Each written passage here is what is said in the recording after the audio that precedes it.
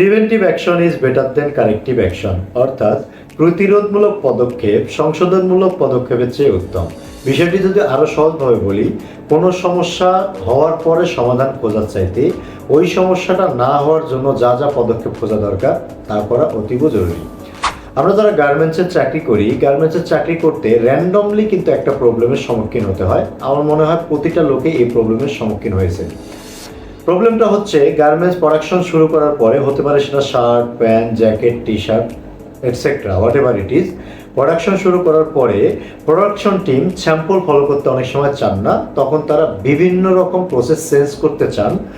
বিশেষ করে আইই team, production team এই প্রবলেমটা বেশি ক্রিয়েট করতে চান। তখন তারা বলেন যে এই প্রসেসটা এভাবে না করে এভাবে করলে কোয়ালিটি ভালো হবে, এভাবে করে এভাবে না করলে প্রোডাকশন ভালো হবে, এভাবে করে এভাবে না করলে ম্যান পাওয়ারটা সেভিংস হবে।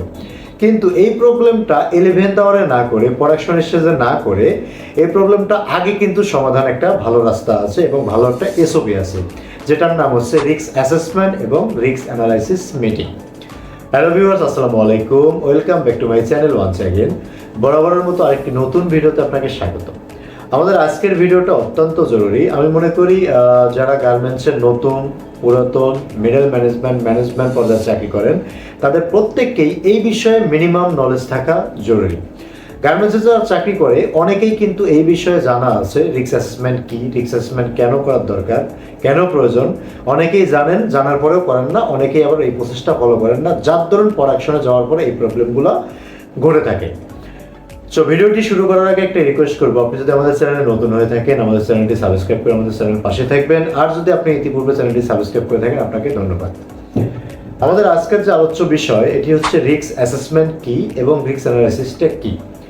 ভিডিওটিকে মূলত তিনটি ভাগে, তিনটি এজেন্ডায় আমি ভাগ করেছি। নাম্বার 1, রিস্ক অ্যাসেসমেন্ট এবং রিস্ক অ্যানালাইসিস কি। নাম্বার 2, রিস্ক অ্যাসেসমেন্ট কখন, কোন স্টেজে গিয়ে, প্রোডাকশন স্টেজে গিয়ে করতে হয়। এবং number 3, risk assessment, risk analysis কেন করতে হয়, এর প্রয়োজনীয়তা কি। আমরা একটা একটা করে জানবো। সর্বপ্রথম যে জিনিসটা জানবো, রিস্ক অ্যাসেসমেন্টটা কি। আমরা জানি সর্বপ্রথম রিস্ক অর্থাৎ হচ্ছে ঝুঁকি। অর্থাৎ গার্মেন্টসের, আমরা যেহেতু গার্মেন্টস নিয়ে আলোচনা করব, একটা গার্মেন্টসে, একটা পোশাকে ঝুঁকি কোথায় কোথায় আছে এই বিষয় নিয়ে আলোচনা করা। অর্থাৎ রিস্ক অর্থ হচ্ছে ঝুঁকি, অ্যাসেসমেন্ট অর্থ হচ্ছে মতামত মূল্যায়ন করা। অর্থাৎ রিস্ক অ্যাসেসমেন্ট মিটিং করার সময় বিভিন্ন ম্যানেজমেন্ট থাকে, ওই ম্যানেজমেন্টের এক একজনের মতামত কিন্তু এক এক রকম হয়ে থাকে। এই সমস্ত মতামতকে মূল্যায়ন করাই হচ্ছে অ্যাসেসমেন্ট। অ্যানালাইসিস কি, এই মতামতগুলো নিয়ে অ্যানালাইসিস করতে হবে এবং এই অ্যানালাইসিসটা নেক্সট স্যাম্পলের মধ্যে ইমপ্লিমেন্ট করতে হবে। এটাকেই মূলত বলে রিস্ক অ্যাসেসমেন্ট মিটিং। যদি আবার পুনরায় বলি, রিস্ক অ্যাসেসমেন্ট মিটিংটা হচ্ছে ঝুঁকি কোন কোন প্রসেসে আছে একটা স্টাইলের এগেনস্টে, ওই বিষয়গুলো নিয়ে আলোচনা করা এবং এটাই প্রিভেন্টিভ অ্যাকশন নেওয়া। Number 2, risk assessment, risk analysis meeting কখন করতে হয়, প্রোডাকশনের কোন স্টেজে করতে হয়। এই জিনিসটা জানা অত্যন্ত গুরুত্ব। আমরা যদি সময়ের কাজ সময় না করি, 11th আওয়ারে এই প্রবলেমগুলো হবে। আমরা জানি প্রথমে যে কোনো স্টাইল শুরু করার পূর্বে, প্রোডাকশনে যাওয়ার পূর্বে, পিপি স্যাম্পল করার আগে, ফিটিং স্যাম্পল করার আগে একটা ডেভেলপমেন্ট স্যাম্পল মেক করতে হয়। ডেভেলপমেন্ট স্যাম্পল কখন হয়? ডেভেলপমেন্ট স্যাম্পল বায়ারের কাছ থেকে নেওয়ার সময় ডেভেলপমেন্ট স্যাম্পলের জন্য বায়ার একটা টেক প্যাক দেন, একটা আর্টওয়ার্ক দেন। অনেক সময় স্যাম্পল বিভিন্ন কপি করে করতে হয়। এই ডেভেলপমেন্ট আর্টওয়ার্ক ধরে ধরেই কিন্তু টেকনিক্যাল যারা থাকেন, ক্যাড ডিপার্টমেন্টে যারা থাকেন, টেকনিক্যাল টিমে, স্যাম্পল টিমে যারা থাকেন, তারা একটা স্যাম্পল মেক করেন। স্যাম্পলটা মেক করার পরে বায়ারকে স্যাম্পলটা প্রোভাইড করে। বায়ার স্যাম্পলটা পাওয়ার পরে ডিজাইন দেখে ঠিক আছে কিনা। ডেভেলপমেন্ট স্যাম্পলে মূলত ডিজাইন চুজ করে বায়ার।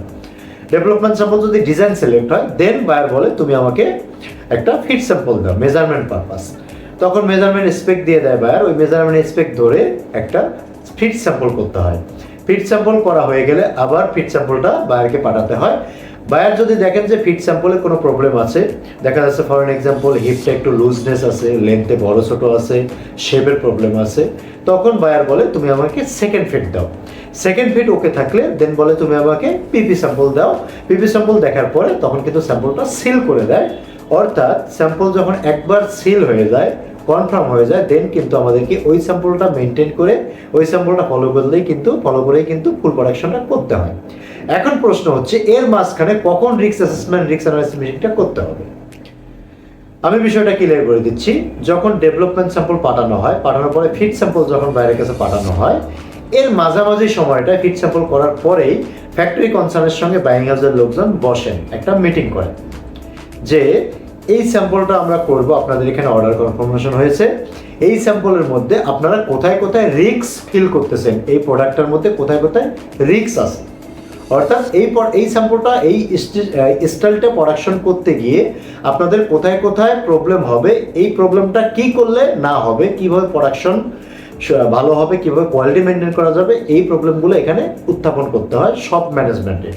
রিস্ক ম্যানেজমেন্টে সব ম্যানেজমেন্টের লোক থাকতে হয়, quality head, production head, technical head, I head, maintenance head, sample head, এই সবগুলো লোকজন কিন্তু অ্যাটেন্ড করতে হয়। মার্চেন্ডাইজিং হেড, কারণ কস্টের একটা ব্যাপার স্যাপার থাকে, কস্টিং, এই জিনিসগুলো মেনটেন করার জন্য এই ম্যানেজমেন্টগুলো থাকতে হয়। এখানে আমি আগেই বলছি রিস্ক অর্থাৎ হচ্ছে ঝুঁকি কী কী আছে, এই ম্যানেজমেন্টটা কী করবে, অ্যাসেসমেন্ট অর্থাৎ মূল্যায়ন করবে, মূল মতামত দিবে যে এই মতামতগুলো এই আছে, এবং এগুলো একটা নোট করতে হবে। যে মিটিং যে এজেন্ডা হবে, যে মিটিংটা করবেন, তাকে অবশ্যই এই এজেন্ডাগুলো মেনটেন করতে হবে, রেকর্ড করতে হবে, একটা লিপিবদ্ধ করতে হবে, ডায়েরি মেনটেন করতে হবে। মিটিং শেষে এই টপিকগুলো একটা অ্যানালাইসিস করতে হবে, অ্যানালাইসিস করে নেক্সট স্যাম্পল হবে, অর্থাৎ যে পিপি স্যাম্পলটা হবে, সিল স্যাম্পল হবে বা ভিপিপি স্যাম্পল, হোয়াট এভার যে নামে চেনে, যে ফাইনাল স্যাম্পল যেটা হবে, ওই ফাইনাল স্যাম্পলের মধ্যে এই সিস্টেমগুলো, এই প্রসেসগুলো ইমপ্লিমেন্ট করে বাইরের কাছে পাঠাতে হবে, বাইরকে লিখতে হবে যে আমরা এই প্রোডাক্টটা এই অনুযায়ী করব, এই অনুযায়ী তোমাকে এই গার্মেন্টসগুলো আমরা এই প্রোডাক্টগুলো দেব। তখন বায়ার এগ্রি থাকলে বায়ার ওটার মধ্যে নোট করে দেবে, ওকে গো হেড ফর প্রোডাকশন। এই টাইমে আশা করছি কখন রিস্ক অ্যাসেসমেন্ট মিটিংটা করতে হয় আপনাদেরকে বোঝাতে পেরেছি। আমি আবার রিপিট করতেছি, ডেভেলপমেন্ট স্যাম্পল করার পরে, ফিট স্যাম্পল করার পরে, ফাইনাল স্যাম্পল হওয়ার পূর্বে রিস্ক অ্যাসেসমেন্ট মিটিংটা করতে হবে। এখন ফাইনাল যে পয়েন্টটা, রিস্ক অ্যাসেসমেন্ট মিটিংটা কেন জরুরি। আমরা হরহামেশাই দেখে থাকি র্যান্ডমলি এই প্রবলেমটার সম্মুখীন হতে হয়। প্রোডাকশনে যাওয়ার পরে প্রোডাকশনের লোক, আই টিমের লোক ম্যান পাওয়ার সেভিংয়ের জন্য, স্টাইলিং ইজি করার জন্য বিভিন্ন প্রসেস স্যাম্পল থেকে চেঞ্জ করতে চান।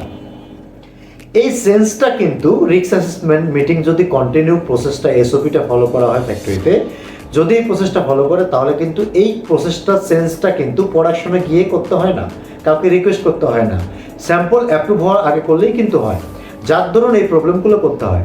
ফর অ্যান এক্সাম্পল, একটা প্যান্ট ধরি আমরা, একটা প্যান্টে, মেন্সের প্যান্টে লেন্থ ধরি আমরা 100 সেন্টিমিটার, দ্যাট মিনস দুইটা পাশের লেন্থে আছে 200 সেন্টিমিটার। আমরা অনেক সময় দেখে থাকি সাইড সিএম ইনসিএমের মধ্যে স্টিচ থাকে, লক স্টিচ থাকে, অনেক সময় চেন স্টিচ থাকে। এখন আপনি গার্মেন্টসে চাকরি করলে বুঝবেন, যখন একটা লক স্টিচ যে করতে হয় প্লেন মেশিনে 100 সেন্টিমিটার ইন্টু 2, ইট মিনস একটা সাইড সেমে 100 সেন্টিমিটার আর একটা সাইড সেমে 100 সেন্টিমিটার, সাইড সেমে একটা টপ স্টিচ করতে হবে। যখন এই টপ স্টিচটা করতে হয় লক স্টিচে, তখন ববিন চেঞ্জ করতে হবে ঘন ঘন, অর্থাৎ 2, 3, 4 পিস করার পরপরই কিন্তু ববিন চেঞ্জ করতে হবে। তখন টেকনিক্যাল টিম এবং production team, quality team risk assessment মিটিংয়ে বলতে হবে যে আমরা এই প্রসেসটা লক স্টিচে করবো না, চেন স্টিচে করবো। চেন স্টিচে করলে কী হবে, কোনো ববিন চেঞ্জ করার কোনো মামলা নাই, কোনো ইস্যু নাই, জাস্ট লুপার দিয়ে চেন স্টিচ হয়ে যাবে, কোনো টাইম সেভিং হবে, কোনো প্রকার টাইম ওয়েস্টেজ হবে না। ফর এক্সাম্পল একটা। সেকেন্ড, পকেট রুলিং থাকে, কয়েন পকেট রুলিং থাকে, ব্যাক পকেট রুলিং থাকে, ফ্রন্ট পকেট রুলিং থাকে, হেম থাকে। এগুলোতে যদি লক স্টিচের পরিবর্তে চেন স্টিচ ইউজ করি, সেক্ষেত্রে কিন্তু ববিন চেঞ্জ করতে হয় না। ববিন চেক করার যে টাইম যে নষ্ট হয়, টাইম ওয়েস্টেজ হয়, এই টাইমটা কিন্তু আমাদের কিলিং কম হয়। এই যে বিষয়গুলা, এইগুলোই কিন্তু প্রোডাকশনের রিস্ক। কিছু কিছু স্টাইল থেকে লেবেল লাগাতে হয় আফটার ওয়াশে, কিছু কিছু স্টাইল থেকে লেবেল লাগাতে হয় বিফোর ওয়াশে। এই যে লেভেলটা লাগাতে হবে আফটার ওয়াশে, বিফোর ওয়াশে, অনেক বাইরের রিকোয়ারমেন্ট থাকে, রিকমেন্ডেশন থাকে, বিফোর ওয়াশেই লেভেল লাগাতে হবে। তাহলে আমরা এটা বাইরকে রিকোয়েস্ট করতে পারি রিস্ক অ্যানালাইসিসের মাধ্যমে, মিটিংয়ের মাধ্যমে, যে আমরা এটা আফটার ওয়াশে লেভেলটা অ্যাডজাস্ট করবো। তাহলে বায়ার যদি অ্যাকসেপ্ট করে, তাহলে আমাদের জন্য ভালো, তার কোনো মার্কেটিং নেই কোয়ালিটি প্রোডাকশনের লোকের। তাহলে আমরা ইজিলি স্যাম্পলটা ফলো করলেই ওকে। সেম আরেকটা যদি এক্সাম্পল বলি, ফর অ্যান এক্সাম্পল, আমরা একটা স্টাইল করব, ওই স্টাইলের মধ্যে অ্যাডজাস্টেবল এলাস্টিক আছে, অ্যাডজাস্টেবল এলাস্টিকের মধ্যে কিছু আমাদের বাটন থাকে, শ্যাঙ্ক বাটন থাকে, স্টিচ বাটন থাকে, প্লাস্টিক বাটন নামে অনেকে আমরা চিনি, হোল বাটন নামেও চিনি। এই বাটনগুলো সাধারণত বায়ার চাই হচ্ছে সুইং স্টেজে, অর্থাৎ সুইং প্রসেসে কানসাই করার আগে রেইনফোর্সমেন্ট দিয়ে তারপর কিন্তু এটা লাগাতে বলে, কারণ সেফটি ইস্যু থাকে। অনেক সময় ফ্যাক্টরি চান কি যেটা আমরা না প্রোডাকশনে না আমরা সুইংয়ে না আফটার ওয়াশে লাগাবো, সেক্ষেত্রে পিন্স করে লাগাতে হয় আফটার ওয়াশে, সেক্ষেত্রে একটা রিস্ক থেকে যায়। স্যাম্পল যদি আমরা এভাবে অ্যাপ্রুভ করাতে পারি তাহলে কিন্তু প্রোডাকশনে কিন্তু আমাদের কোনো দ্বিমত থাকে না কোয়ালিটি প্রোডাকশন টিমে। যার দরুন প্রোডাকশন টিম এবং কোয়ালিটি টিম সবাইকে মিলে রিস্ক অ্যানালাইসিস মিটিংটা করা অতীব জরুরি। এবং আমি মনে করি আমার এক্সপিরিয়েন্স গ্যাদার থেকে আমি বলতে পারি গার্মেন্টস সেক্টরের প্রত্যেকটা লোককেই এই রিস্ক অ্যানালাইসিস মিটিংটাকে রেসপেক্ট করা উচিত। এই রিস্ক অ্যানালাইসিস মিটিংটা রেসপেক্ট করলে আমাদের টাইম সেভিংস হবে, আমাদের প্রোডাকশনে যাওয়ার পরে কোনো হ্যাসেল হবে না, লেআউটে কোনো প্রবলেম হবে না, এবং আমরা অন টাইম শিপমেন্ট করতে সক্ষম হব। তো আশা করছি আমাদের এই ভিডিওটা আমি খুব সংক্ষিপ্ত সময়ে আপনাদেরকে বোঝানোর চেষ্টা করেছি। অর্থাৎ আমি আবার রিপিট করি, রিস্ক অ্যাসেসমেন্ট মিটিংটা হচ্ছে অত্যন্ত গুরুত্বপূর্ণ। অর্থাৎ একটা প্রোডাক্টে, একটা পোশাকে কোথায় কোথায় রিস্ক আছে, এই রিস্ক মিন হচ্ছে কোথায় কোথায় ঝুঁকি আছে, এই পোশাকটা করতে গেলে কোথায় কোথায় প্রোডাকশনের বাধাবিঘ্নতা সৃষ্টি হতে পারে, কোথায় কোথায় কোয়ালিটিতে বাধাবিঘ্নতা সৃষ্টি হতে পারে, এই প্রবলেমগুলো নিয়ে আগেই আলোচনা করাই হচ্ছে risk assessment, risk analysis meeting. তো আমাদের ভিডিওটা যদি ভালো লেগে থাকে অবশ্যই লাইক, কমেন্ট, শেয়ার করবেন, এবং আপনি যদি চ্যানেলটিতে সাবস্ক্রাইব করে থাকেন আপনাকে ধন্যবাদ, এবং চ্যানেলটিতে সাবস্ক্রাইব করে না থাকলে অবশ্যই সাবস্ক্রাইব করে আমাদের চ্যানেলের পাশেই থাকবেন, কারণ গার্মেন্টস রিলেটেড বিভিন্ন ইনফরমেটিভ ভিডিও আমাদের এই চ্যানেলের মধ্যে আমি পাবলিশ করে থাকি। তো সবাই ভালো থাকবেন, সুস্থ থাকবেন, দেখা হবে অন্য কোনো দিন নতুন ভিডিওতে। আসসালামু আলাইকুম।